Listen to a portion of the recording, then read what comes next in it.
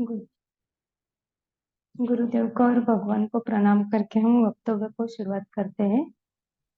हरि ओम स्वस्ति श्री गणेशाय नमः। अस्मद्गुरुभ्यो नमः। अस्मत्परं गुरुभ्यो नमः। अस्मत्सर्वगुरुभ्यो नमः। श्री राधा कृष्णाभ्यां नमः। श्रीमते रामानुजाय नमः। लंबोदरं परमसुन्दरमेकदन्तं पीताम्बरं त्रिनयनं परमं पवित्रम् उद्धृतिवाकरनिभोज्वलकान्तिकान्तं विघ्नेश्वरं सकलविघ्नहरं नमामि। शरीरं स्वरूपं ततो वा कलत्रं यशश्चारुचित्रं धनं मेरुतुल्यं मनश्चेन लग्नं श्रीगुरुरङ्घ्रिपदमे तत किं तत किं तत किं तत किं नारायणं नमस्कृत्य नरं चैव नरोत्तमं देवीं सरस्वतीं व्यासं ततो जयमुदीरयेत। जयतु देव देवकी नन्दनोऽयं जयतु कृष्णो वृष्णिवंश प्रदीपः जयतु मेघा श्यामलः कोमलांग जयतु पृथ्वी भारनाशो मुकुन्दः कृष्णत्वदीय पदपङ्कजनान्ते अद्वैव मे विशतु मानस राजहंस प्राणप्रयाणसमये कफवात पित्ते कण्ठावरोधनविदो स्मरणं कृतस्ते बर्हापीडं नटवरवपु कर्णयो कर्णिकारं बिभ्रदवास कनकाकपीशवैजयन्ती समालं रङ्ग्रानवेणोरधरसुदया पूरयन गोपवृन्दे वृन्दारण्यस्वपदरमण प्रविशत गीतकीर्तिः करारविन्देन परारविन्दं मुखारविन्दे विनिवेशयन्तं वट्टपत्रस्य पुटशयानं बालं मुकुन्दं मनसा स्मरामि रामाय रामभद्राय रामचन्द्राय वेधसे रघुनाथाय नाथाय सीताया पतये नमः अञ्जनानन्दनं वीरं जानकी शोकनाशनं कपीशमक्षहन्तारं वन्दे लङ्काभयङ्करं मुखं करोति वाचालं पङ्गुमलङ्घयते गिरिं यत्कृपातमहं वन्दे परमानन्दमाधवम् भक्त भक्ति भगवंत गुरु चतुर नाम बहु एक इनके पद वंदन किए नासत विघ्न अनेक अनंत कोटि ब्रह्मांड नायक अच्युतम कल्याण गुणगुण निधान सर्वेश्वर सर्वाधिपती अकारण करुणा वरुणालय अकारण करुणाकारक सकल जन कल्पशापारक परात्पर परब्रह्म अनंत कोटि कंदर्प दर्पदलन पटियान निर्गुण निराकार सगुण साकार जगद्देक बंधु करुणेक सिंधु सच्चिदानंद घन परमात्मा श्री कृष्ण एवं श्री राधा रानी जी के युगल चरण अरविंदों में दास का बारंबार प्रणाम। समुपस्थित भागवत भक्त भागवत कथा अनुरागी सज्जनों भक्तिमयी मातृशक्ति भगिनी बांधवों सिया राम मैं सब जग जानी करहु प्रणाम जोर जुग पानी। आज हम द्वितीय स्कंद देखेंगे। जब महाराज परीक्षित सुखदेव गुरु को प्रश्न पूछते हैं कि हे राजन योगियों के परम गुरु हे योगियों के परम गुरु जो सर्वथा मृतमाय है जिनकी मृत्यु केवल 7 दिन में होने वाली है ऐसे पुरुष को क्या करना चाहिए। तब इस प्रश्न से प्रसन्न होते हुए भगवान सुखदेव गुरु कहते हैं कि वरियानेश ते प्रश्न कृतो लोकहितनृप आत्मवित्सम्मत पुषा श्रोतव्याधीषुय परम। सुखदेव गुरु कहते हैं कि राजन, तुमने लोकहित के लिए बड़ा ही उत्तम प्रश्न पूछा है। ऐसे प्रश्न की आत्मज्ञानी महापुरुष लोग बहुत प्रशंसा करते हैं। शास्त्रों में अनेकों बातें करने एवं सुनने के लिए बताई गई है, लेकिन जिनको आत्म तत्व का ज्ञान नहीं रहता, वह मनुष्य ग्रह गृहस्थी में अपने दिन व्यतीत कर देता है। वह अपनी रात्रि सोने में अथवा स्त्री प्रसंग में व्यतीत करता है और अपना दिन गृहस्थी के पालन पोषण में और धन कमाने में व्यर्थ जाने देता है। लेकिन ऐसा करते हुए वह मनुष्य मृत्यु की ओर अग्रसर होते हुए भी चेतता नहीं है, उसे डर भी नहीं लगता। राजन, अगर किसी मनुष्य को अभय पद प्राप्त करना है तो उसे सदा सर्वदा सर्वत्र भगवान श्रीहरि की कथाओं का श्रवण, कीर्तन और स्मरण करना चाहिए। तो श्रवण, कीर्तन और स्मरण, ये तीनों भक्ति नवविधा भक्ति में से है। तो नवविधा भक्ति कौन सी है? श्रवणम, कीर्तनम, विष्णु स्मरणम, पाद सेवनम, अर्चनम, वंदनम, दास्यम, सख्यमात्मा निवेदनम। यह नवविधा भक्ति है। इसमें से आज हम श्रवण, कीर्तन और स्मरण, इनके बारे में थोड़ा बहुत जानेंगे। श्रवण कैसे करना है और श्रवण के माध्यम से भक्ति कैसे होती है। श्रवण मतलब हमें भगवान के गुणों के बारे में, भगवान की कथाएं, लीलाएं, उनको सुनना है और उनसे हमें ज्ञान प्राप्त करना है। अगर हमें भगवान से प्रेम करना है, हमें भगवान की भक्ति करनी है ज्यादा, तो इसके लिए हमें पहले भगवान के बारे में जानना पड़ेगा, भगवान की भक्ति करनी पड़ेगी। इसके लिए हमें श्रवण की बहुत आवश्यकता है।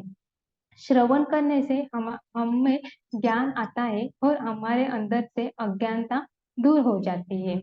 तो इसके ऊपर समर्थ रामदास स्वामी ने भी कहा है कि उन्होंने बताया है कि श्रवण करने से प्राप्त क्या होता है।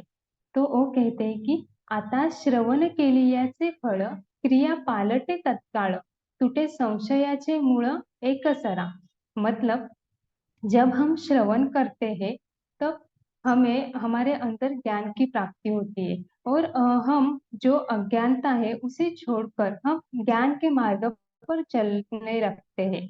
और हमारी ज्ञान के मार्ग पर चलने से हमारी जो क्रियाएं रहती है, जो कि हम पहले कुछ काम गलत करते रहते हैं, तो वह काम हम सही करने लगते हैं, क्योंकि श्रवण के माध्यम से हमारे अंदर ज्ञान आ जाता है। इसलिए हमें श्रवण करना बहुत जरूरी है। आगे है कीर्तन भक्ति।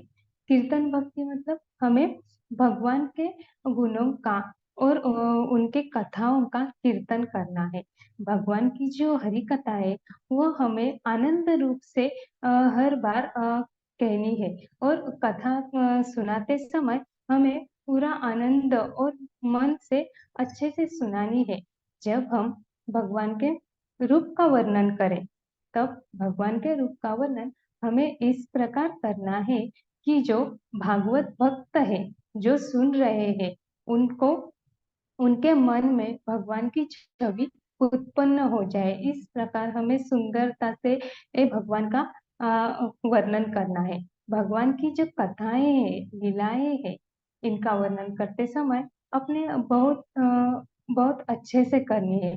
इस प्रकार करनी है कि जो हम कथाएं सुनाते हैं उससे भगवान के जो भक्त है उनको उनके आत्मा तृप्त हो जाए, उनके मन को शांति मिल जाए।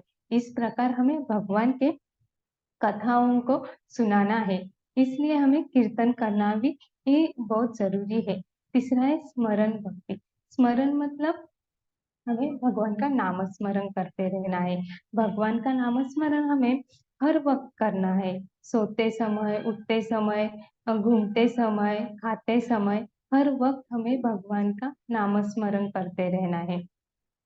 भगवान का नाम स्मरण करने से हमारे जो पाप है वो कम हो जाते हैं। हम हमारे जो ताप रहते हैं, जो ताप होते हैं, वह ताप कम होते हैं और वो नष्ट हो जाते हैं। इसलिए भगवान का स्मरण करना है और भगवान के स्मरण से भगवान के स्मरण से हमें अ, हमारे विघ्नों पर उपाय मिल जाता है और उन उपायों से हम अच्छे पद पर पहुंचते हैं। इसलिए भगवान का स्मरण बहुत जरूरी है।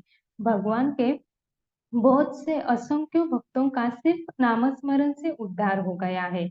जो भक्त प्रहलाद है, उनका तो सिर्फ नामस्मरण से अनेकों संकटों से बचकर उनका उद्धार हो गया है।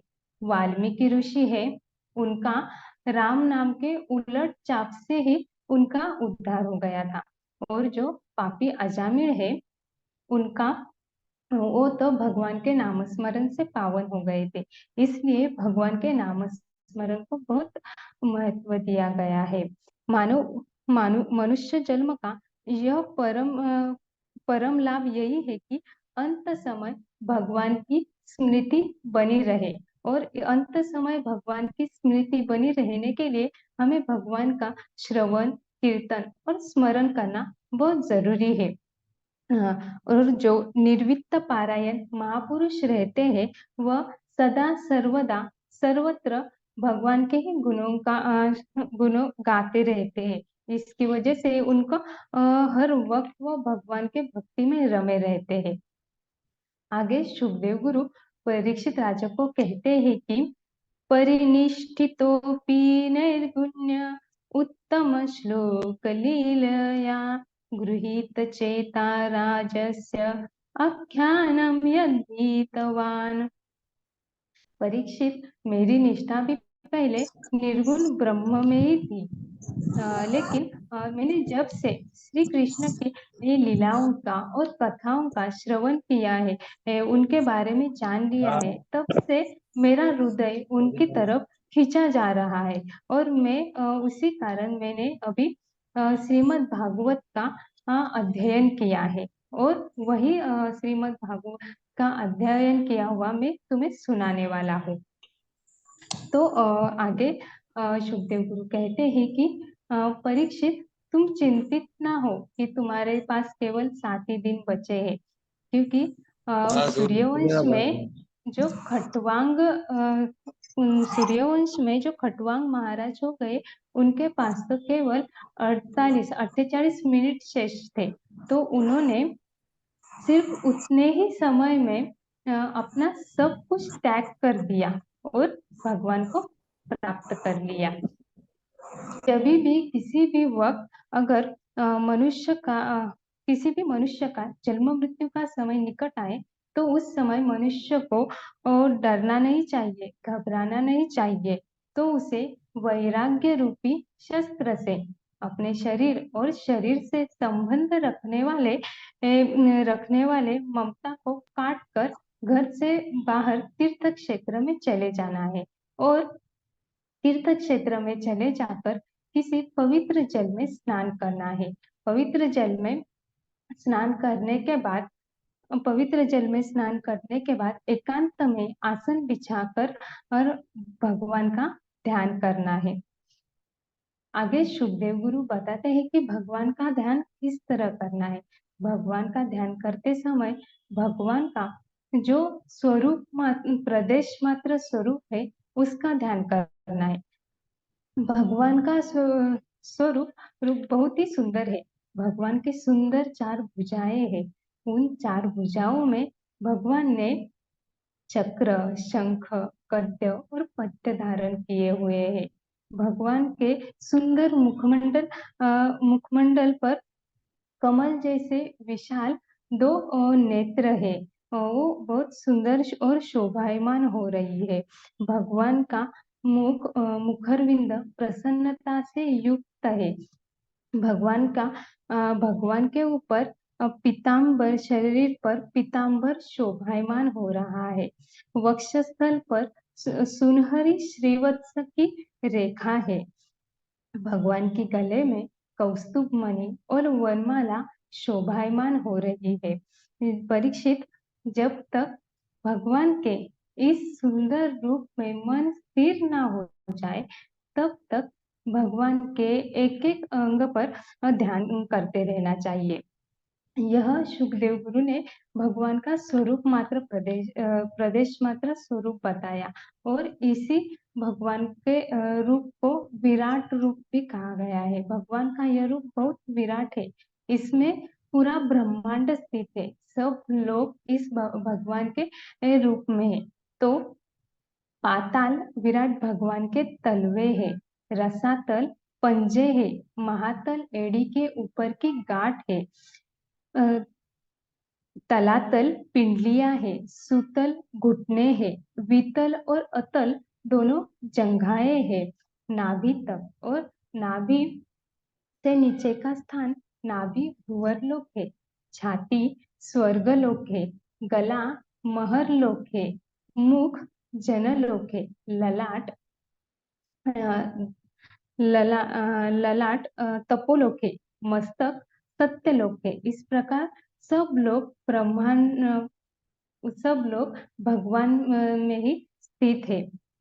जो ब्राह्मण है वह विराट भगवान के मुख है, क्षत्रिय भगवान की भुजाएं है, वैश्य भगवान की जंघाएं है और शूद्र भगवान के चरण है। इस प्रकार पूरा ब्रह्मांड भगवान का ही स्वरूप है। इसलिए किसी भी मनुष्य को किसी भी चीज पर गर्व नहीं करना चाहिए और किसी पर कभी भी भेदभाव नहीं करना चाहिए। स्त्री पुरुष ऐसा भेदभाव नहीं करना चाहिए और सब मनुष्यों से प्रेम से बात करनी चाहिए। जो कुछ भी यहाँ पे पृथ्वी पर प्राणी है सबके लिए अपने मन में प्रेम की भावना उत्पन्न करनी है।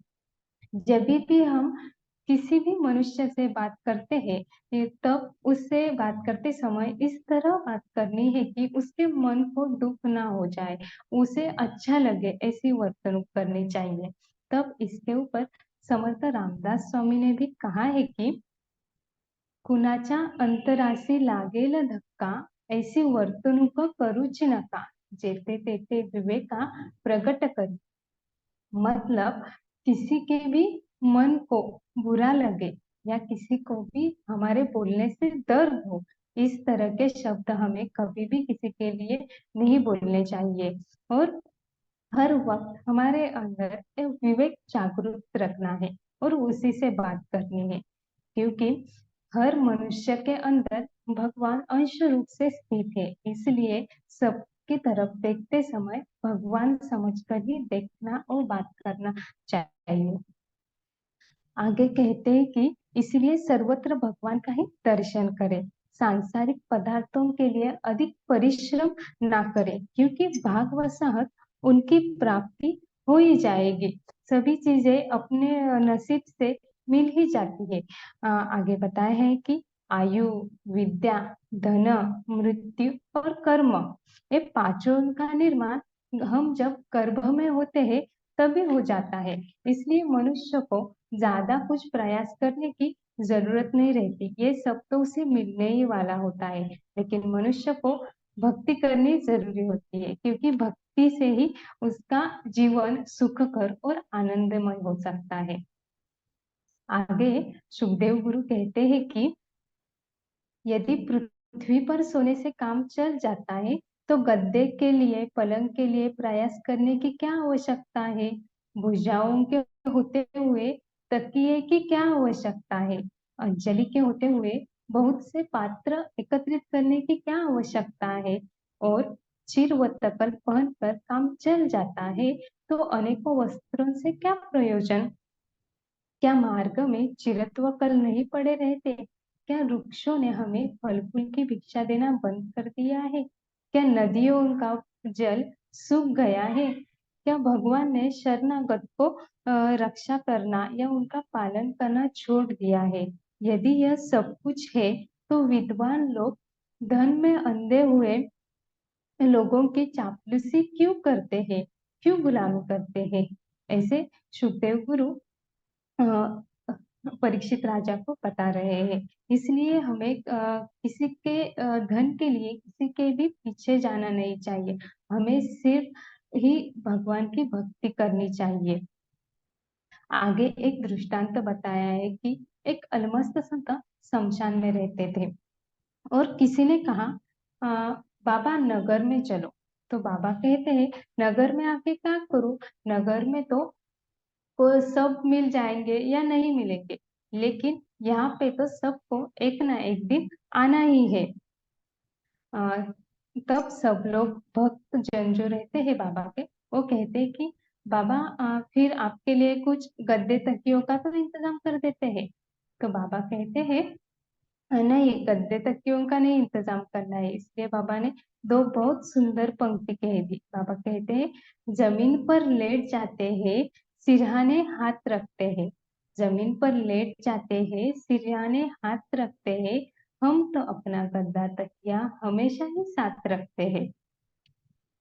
आगे सुखदेव गुरु कहते हैं कि अ, परीक्षित राजा को बता रहे हैं जब साधक को इस लोक को छोड़ना चाहे तो उसे दो प्रकार बताए गए हैं। एक रहती है सद्यो मुक्ति और दूसरी है क्रम मुक्ति। ये दो प्रकार की मुक्ति है। तो जिस साधक को सद्यो मुक्ति का आश्रय लेना है, जिसको सद्यो मुक्ति चाहता है, वह साधक मूलाधार, स्वादिष्ठान, मणिपुर, अनाहत और विशुद्धम, इन 5 चक्रों से प्राणवायु को ऊपर ले जाकर आत्म चक्र में, आज्ञा चक्र में स्थित करें। फिर सहस्त्रार का भेदन कर शरीर आदि इंद्रियों को छोड़कर ब्रह्म में स्थिर होना चाहिए। इस प्रकार सत्य मुक्ति उस साधक को मिल जाएगी। और जिन साधक को योगियों के भांति अष्ट सिद्धियों की प्राप्ति करनी है और आकाशचारी सिद्धों के समान भ्रमण करना है, उस साधक को क्रम मुक्ति का आश्रय लेना चाहिए। तो क्रम मुक्ति के लिए उस साधक को मन और इंद्रियों के साथ शरीर से बाहर निकले, वहां से अग्निलोक में जाता है। और वहां से अग्निलोक में जाने के बाद उस साधक के कुछ बचे हुए मन रहते हैं, वो जलकर भस्म हो जाते हैं और वह ज्योतिर्मय सुषुमार चक्र में पहुंचता है। ज्योतिर्मय सुषुमार चक्र से महरलोक में पहुंचता है। जब प्रलय के समय शेषनाग के मुख से अग्नि निकलती हुई अग्नि नीचे के लोगों को जलाने लगती है, तब वह साधक सत्यलोक और ब्रह्मलोक में पहुंच जाते हैं। इस प्रकार साधक क्रम मुक्ति को भी पा लेता है। जो ब्रह्मलोक है, वहां पर किसी भी प्रकार का शोक, बुढ़ापा, मृत्यु और उद्वेग नहीं है। वो ब्रह्मलोक में गया हुआ साधक जब पृथ्वीवासियों को देखता है, वहां पे जो अज्ञानी लोग रहते हैं, वो देखता है कि कैसे संसार के कामों में, धंधों में व्यस्त हुए हैं, कैसे फंसे हुए हैं, तो उनको उनकी दया आती है। तो वह साधक पृथ्वीवासियों पर कृपा करने के लिए जन्म लेकर पृथ्वी पर आ जाते हैं और सांसारिक प्राणियों का, मतलब सब मनुष्यों का कल्याण करते हैं और फिर स्वयं भगवान को प्राप्त कर लेते हैं। आगे सुखदेव गुरु कहते हैं कि परीक्षित, अगर सांसारिक वस्तुओं की भी कामना हो तो वह वैदिक अनुष्ठानों का ही आश्रय ले, जो भूत प्रेत तंत्र आदि के चक्रों में ना फंसे। ब्रह्म तेज की कामना हो, कामना से बृहस्पति की उपासना करे। संतान की कामना के लिए प्रजापतियों की उपासना करे। तेज के लिए अग्नि की उपासना करनी चाहिए। धन के लिए अष्ट वस्तुओं की उपासना करनी चाहिए। स्वर्ग के लिए देवताओं की उपासना करनी है। आयु के वृद्धि के लिए अश्विन कुमारों की उपासना करनी है। रूप के लिए गंधर्व की, यश के लिए भगवान यज्ञ नारायण की उपासना करनी है। विद्या के लिए भगवान शंकर की और पति पत्नी के लिए अच्छे अच्छे संबंध के लिए, प्रेम के लिए माँ पार्वती की उपासना करनी चाहिए। आगे सुखदेव गुरु कहते हैं अकामः सर्व कामो वा मोक्ष कामो उदारतीह तीव्रेन भक्ति योगेन यजेत पुरुषों परम। अगर हमारे मन में कोई कामना हो अथवा ना हो, अथवा समस्त कामनाओं की इच्छा हो, अथवा मोक्ष की इच्छा हो, तो हमें तीव्र भक्ति योग से भगवान श्री कृष्ण की उपासना करनी चाहिए।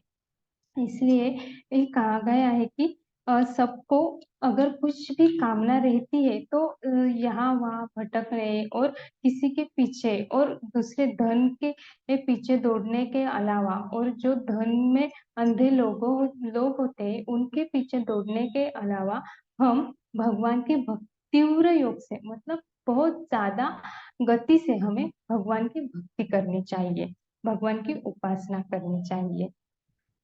आगे सुखदेव गुरु कहते हैं कि परीक्षित, जिसने कभी भी इस जीवन में भगवान श्री कृष्ण के मधुर लीलाओं का श्रवण नहीं किया है, वह मनुष्य सुकर, ऊंट और गधे के समान है।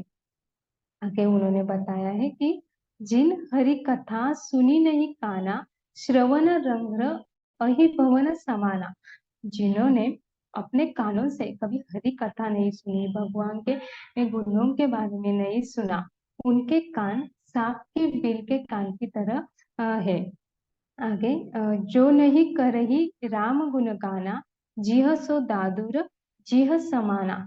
जिन्होंने कभी अपने मुख से भगवान का कीर्तन नहीं किया, भगवान के बारे में भगवान के गुणों के बारे में कभी बोला नहीं, उनके गुण कभी गाए नहीं, उनकी जीभ मेंढक की तरह बकवास करने के लिए है। ते सिर कटुतुंबरी समतूला, जेना नमत हरि गुरु पदमूला। जिनका सर कभी भी भगवान हरि के सामने नहीं झुका, संतों के सामने नहीं झुका, उनके सिर को वो तो कटु तुमरी के समान है, ऐसे कहा गया है। नयन ही संत दरस नहीं देखा, लोचन मोर पंख कर लेखा। जिन्होंने अपने नेत्रों से कभी तीर्थ क्षेत्र का दर्शन नहीं किया, संतों का दर्शन नहीं किया, उनके आंख को तो मोर पंख में जैसे आंख लगे होते हैं, वो होते हुए भी उन्हें कुछ दिखलाई नहीं देता, उसी प्रकार उस मनुष्य को भी आंख होते हुए देख नहीं सकता, ऐसे कहा गया है। जिन हरि भगति हृदय नहीं आनी, जीवन सव समान ते ही प्राणी। जिनके जीवन में भगवान की भक्ति का प्रादुर्भाव नहीं हुआ, वह जीते जी मुर्दे के समान है, ऐसा बताया गया है।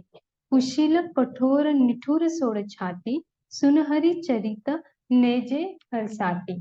मतलब जिसका हृदय भगवान के मधुर चरित्रों को सुनकर हर्षित नहीं होता, वह हृदय पत्थर के समान कठोर है, ऐसे कहा गया है।